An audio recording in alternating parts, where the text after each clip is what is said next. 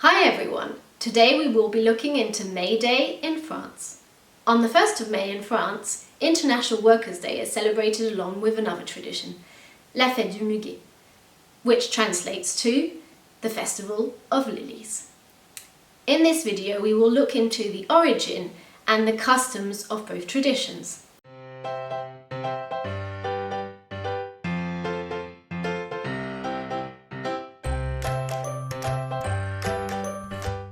Alright, so today we're going to be doing this. Which one is la fête du muguet and which one is la fête du travail? I have no idea if I'm pronouncing it correctly, but here we go. Congé paye. 1947. I will never be able to do that in French. This sounds like something with payment, so let's go with workday. Okay, it has a date in it and it's relatively recent. So I'm gonna say this has something to do with la fête du travail. Sorry for the terrible pronunciation. This is not gonna go well. So I think this has something to do with the day of work. The congé payé, 1947. So in 1947, the 1st of May officially becomes a bank holiday, which means not only workers get the day off and businesses have to stay closed, but most importantly, the workers are paid for their day off. Congrès International Socialiste. Okay, Congress International Socialist. This has to do with work and not with lilies. So again, I'm gonna say it's the day of work. Huh, International Socialists. That sounds something like workday, but I could be absolutely wrong here. Congrès International Socialiste, 1889.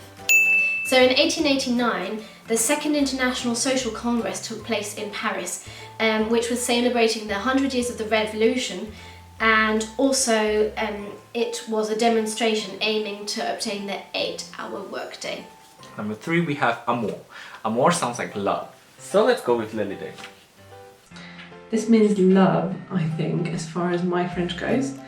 So I am going to put it in la fête du muguet. Muguet, I don't know.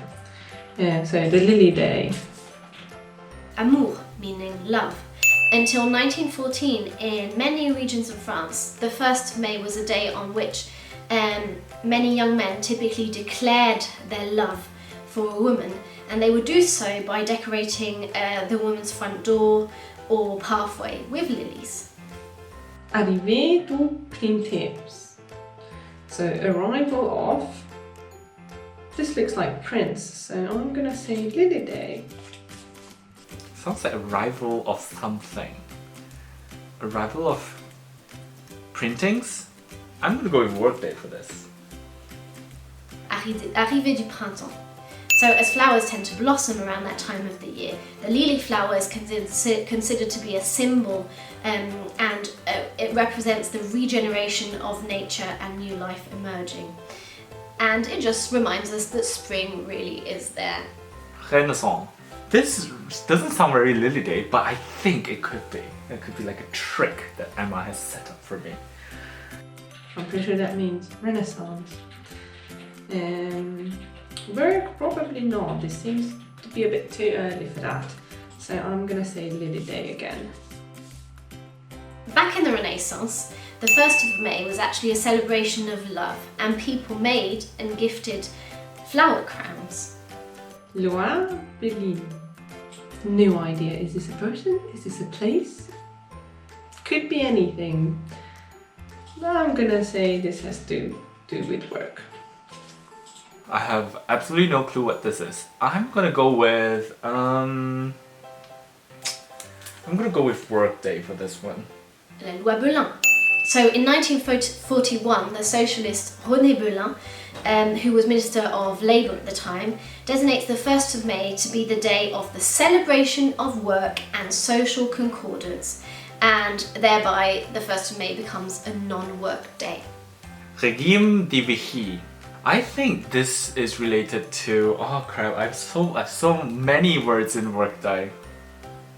It's something about regime. So let's go with workday for now. Okay. Because it says regime, I'm gonna guess it has to do with work. The régime de Vichy. So it is during the Second World War and under Vichy's government that the 1st of May was changed from the celebration of workers to the celebration of work in order to ally employees and employers. Porte couture. Couture sounds very fancy, very bourgeois. So I'm gonna say it has to do with lilies because bourgeois and work, that doesn't really make sense. I'm gonna go with Lily Day. I feel like there's something fashiony about this, you know, not something work related. Haute couture. So in 1900, what happened was factory women and customers of designer houses were first given lilies to wear at a big celebration. And since then, designer houses such as Dior have made it a tradition. Huasha the 9th, 1560. I don't think this is related to workday. I mean, 1560 is a bit early, isn't it? Let's go with Lily Day. I think that makes a lot of sense. Again, this seems a bit too early for things about work, so I'm gonna say it has to do with the Lily Day, probably when it started, or I don't know. Roi Charles IX. So on visit in the Drôme with his mother, Catherine de Medici, a knight walking them through the gardens gives a lily stem to the king. And the king is so flattered he decides that he will give lily stems to every female subject the following year. And this is how the tradition began. Porte-bonheur. This is difficult because lilies could be brought in from the port or the harbour, but it could be something to do with work. I'm gonna say it has to do with work. Good something. Oh, I don't remember this. I remember we did this before, Emma. Porte-bonheur. I'm gonna go with Lily Day. Porte-bonheur, meaning good luck. So lilies symbolise good luck. It is believed actually by superstitious people that a bunch with 13 lily bells should give you extra good luck. And upon being gifted the flower, it's believed that you will be blessed with happiness, love and prosperity for the year to come. Le triangle rouge, I think. I'm gonna say this is a Lily Day thing. Because it just sounds like it. Triangle something, no? Okay, triangle and rouge. Rouge sounds like something cultural. So I'm gonna say it's to do with the Lily Day. Le triangle rouge. The red triangle was worn as a symbol on the streets for workers fighting for the 8-hour day. Journée de 8 heures. So I'm pretty sure it's 8 hours. And 8 hours, that's a work day, so I think this is work stuff. Sounds like some journey. 8th year? Of the 8th year? I'm gonna go with workday for this. I think that makes sense. I think we're gonna do so bad at this, it's not gonna be funny. Journée de 8 heures, 1919. So after many years of fighting for it and following the successful movements in Australia and in the US, the 8-hour workday was finally enforced in 1919 in France. I hope you have learned a little bit about May Day in France and about both traditions that happen on the same day, so our fête du muguet and our fête du travail. And I want to say well done to our tomatoes and well done to you at home if you have taken on this challenge.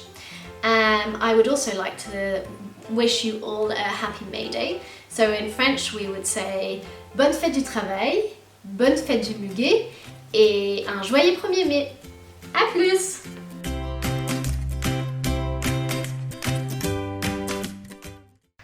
And in the end, the fork and tomatoes became very popular because people from all over the world subscribed to their videos and they liked every video too. And you know what else? They shared all their happy and lovely thoughts in the comments. And they clicked on the bell so they wouldn't miss a thing and get notified every time a new video was released.